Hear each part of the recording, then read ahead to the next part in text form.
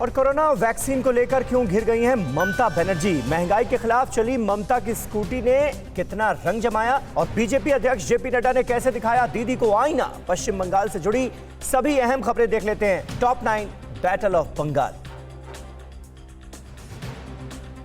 BJP अध्यक्ष जेपी नड्डा ने ममता सरकार को महिलाओं के खिलाफ अपराध के मामले में घेरा है। नड्डा ने कहा कि रेप के मामलों में बंगाल देश में दूसरे नंबर पर है, जबकि यहाँ रेप के ऐसे केस सबसे ज्यादा होते हैं जो थानों में दर्ज ही नहीं होते। नड्डा के मुताबिक बंगाल में बड़े पैमाने पर बाल विवाह भी होता है। तेल की बढ़ती कीमतों का विरोध करने के लिए ममता बनर्जी आज इलेक्ट्रिक स्कूटी पर सवार होकर निकली। ममता ने स्कूटी से स्टेट सेक्रेटेरिएट से काली घाट तक का सफर किया। ममता स्कूटी पर पीछे बैठी, जबकि इसे चलाने का काम एक मंत्री ने किया। स्कूटी के इस सफर के दौरान एक बार ममता की स्कूटी गिरते गिरते भी बची। ममता बनर्जी ने कहा कि तेल और गैस की बढ़ती कीमतों से लोग परेशान हैं। ममता ने कहा कि केरोसिन पर मिलने वाली 4000 करोड़ की सब्सिडी बजट चुपके से खत्म कर दी गई। वो इस मुद्दे पर दूसरे राज्यों के मुख्यमंत्रियों से बात करेंगी, क्योंकि केरोसिन की कीमतों का असर सीधे गरीबों पर होगा। केंद्रीय मंत्री संजीव बालियान ने कहा है कि चुनाव के बाद पश्चिम बंगाल के सीएम के पास कार ही नहीं रह जाएगी तो फिर तेल बचाने की जरूरत ही नहीं पड़ेगी। बालियान ने कहा कि ममता की स्कूटी के साथ कई सारी गाड़ियां उनकी तस्वीरें खींचने में लगी हुई थीं। कार से जाती तो एक कार जाती। बीजेपी ने अलग अलग टीमें बनाकर जिन नेताओं को बंगाल चुनाव में लगाया है उनमें बालियान भी शामिल हैं।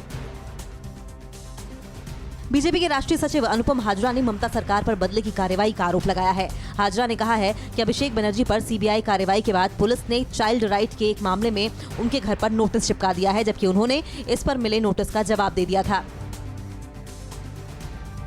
बंगाल के चुनाव में सुरक्षा बहुत बड़ा मुद्दा है। इसी की तैयारियों के तहत आसनसोल में सीआरपीएफ के जवानों ने मार्च किया। इस बीच राज्य के स्कूल टीचर्स एसोसिएशन ने सिलीगुड़ी में धरना दिया और चुनावी ड्यूटी के दौरान सुरक्षा देने की मांग की। सीपीएम की नेता वृंदा करात ने कहा है कि बंगाल चुनाव में सभी सेकुलर दल एक साथ मैदान में उतरेंगे। उन्होंने कहा कि जल्द ही कांग्रेस और लेफ्ट के गठबंधन की प्रक्रिया पूरी हो जाएगी। वृंदा करात ने बंगाल चुनाव को त्रिकोणीय करार देते हुए बीजेपी और टीएमसी को बेदखल करने की बात कही। करात ने अब्बास सिद्दीकी और ओवैसी पर धर्म की राजनीति का भी आरोप लगाया।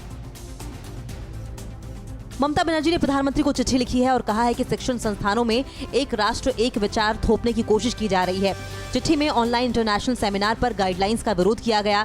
खत में ममता ने कहा है कि शैक्षणिक संस्थान को लेकर अधिकार राज्यों के पास होते हैं और हमें देखना होता है कि वहाँ किसी कानून का उल्लंघन या फिर राष्ट्रीय हितों के खिलाफ तो कुछ नहीं हो रहा है। पीएम को चिट्ठी लिखकर ज्यादा वैक्सीन की ममता की मांग पर बीजेपी और टीएमसी में ठन गई है। बीजेपी आईटी सेल के प्रमुख अमित मालवीय ने कहा है कि सच्चाई यही है कि राज्य में जितनी वैक्सीन भेजी गई है उन्हीं का इस्तेमाल अभी तक नहीं हुआ। बीजेपी ने दावा किया है कि बंगाल में भेजी गई कोविडशील्ड का 36% और कोवैक्सीन का सिर्फ 13% ही इस्तेमाल हो पाया है। परवाह देश की, सोमवार से शुक्रवार रात 10 बजे TV9 भारतवर्ष पर।